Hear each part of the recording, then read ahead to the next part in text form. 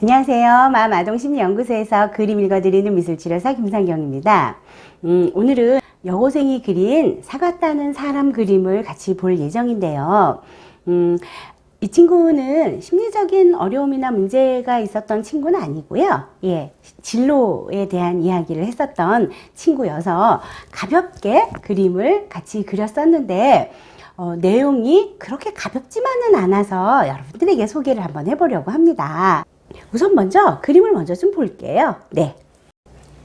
자, 그림이 전반적으로 오른쪽으로 조금 치우쳐 있어요. 그래서 오른쪽에 있는 나무가 일부분은 지면 바깥으로 나갔어요.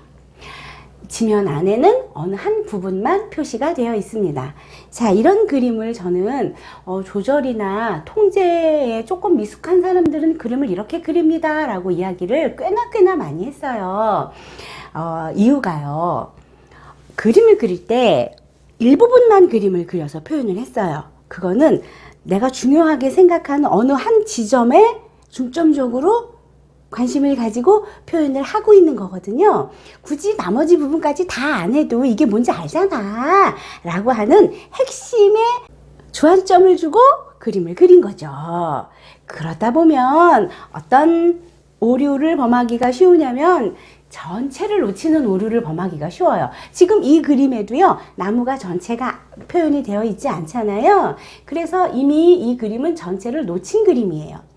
전체를 놓쳤다는 거는 일상에서 주위 환경이나 여건이나 타인과의 관계나 이런 거 고려하지 않고 내가 중요하게 생각하는, 내가 지금 중점적으로 생각하는 거기에 몰두하고 있습니다, 이런 표현이기도 하거든요. 그래서 통제가 잘 안 되고 조절이 잘 안 되는 친구들에게서 이런 행동들이 보여요. 그래서 그렇게 해석을 하게 됩니다. 그래서 저는 이 친구가 그런 면 때문에 추진력 있고 실천력 있는 사람으로 평가받기도 하고요. 그리고 경솔하기도 하고 성급하기도 한 평가도 받겠구나, 이런 판단을 할 수 있었습니다. 실제 이 친구 정말 막상 해놓고 후회하는 일이 참 많았어요 라고 이야기를 했어요.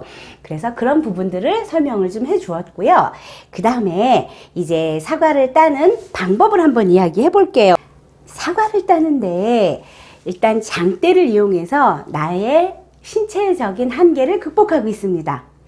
주위 여건이나 주위 환경이나 내가 가지고 있는 나의 재능, 능력 이런 걸 총동원해서 문제를 해결할 줄 아는 문제 해결력의 능력 있습니다를 보여주는 상징물이 장대이고요. 또 하나, 다른 사람이 나를 받쳐주고 있고 나는 그 사람에 의지해서 지금 높이 올라가서 사과를 따는 작업을 하고 있는 거죠. 자, 누군가의 도움에 의해서 나는 사과를 따고 있습니다, 이걸 이야기하고 있습니다. 자, 이거 어떻게 해석할까요? 긍정적인 면, 부정적인 면 다 해석을 해볼 수 있는데, 자, 우선 긍정적인 면에서 보면은요, 다른 사람들하고 긴밀한 관계에 의해서 나의 어려움을 극복할 수 있다고 생각하는 어떤 사회성을 조금 폭넓게 이해하고 있는 친구이겠구나, 이런 긍정적인 해석 하나. 그 다음에 부정적인 해석을 하고 싶은 부분은 어떤 부분이냐면 그 자기 분화라고 하는 개념이 있어요. 그 자기 분화라고 하는 거는 그 개인의 성숙 수준, 내가 나로 얼마큼 성숙했느냐, 그리고 인간적인 성숙도 이런 거하고 직결되는 개념이에요. 자기 분화. 분화라고 하는 건 떨어져 나갔다, 이런 개념인데 어떤 의미냐면 부모님으로부터 나는 완전히 독립해서 나 하나의 인격체로 이제 똑바로 섰습니다 라고 하는 개념으로 우리는 이해하거든요. 그래서 자기 분화라고 하는 건 청소년 시기의 주요한 과업이고요. 이제 그 자기 분화가 잘 이루어지지 못해서 자기 분화 수준이 낮으면 주관적인 감정하고요, 객관적인 사고를 분리하는 걸 조금 어려워하기도 합니다. 예를 들면 맹목적으로 어떤 사상이나 어떤 사람이나 이런 거를 추종하거나 아니면 분노라고 하는 감정 때문에 뭐 다른 사람을 배척한다거나 이렇게 극단적인 행동을 할 개연성이 높아져요. 자기 분화가 낮으면. 그럼 자기 분화가 높은 사람은요? 네, 감정적인 충동을 잘 자제하기도 하고요. 그리고 자주적으로 정체감을 형성하는 거죠. 나는 나야 를 정확하게 형성을 하고요. 그리고 자신의 분명한 입장을 가지죠. 그렇죠? 나는 나니까 신념에 따라서 행동하고요. 자기 분화는 청소년 시기에 이루어져요.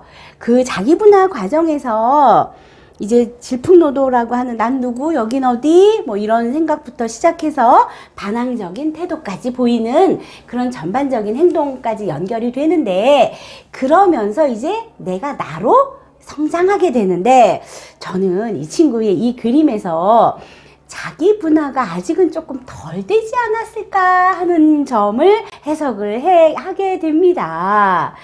자, 그러면 제가 청소년 시기의 자기 분화 다시 한번 설명드릴게요. 자기 분화 개념은 가족이라고 하는 개념에서 출발해요.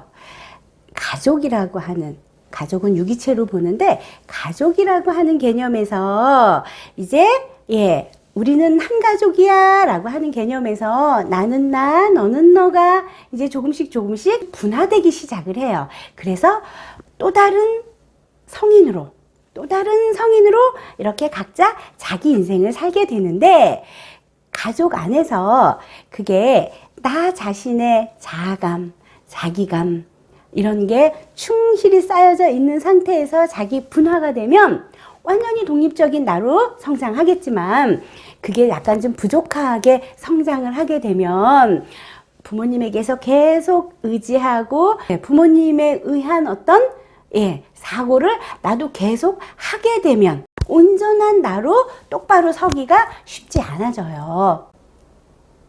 그러면 자기 분화는 언제 만들어지고 어떻게 만들어지나요?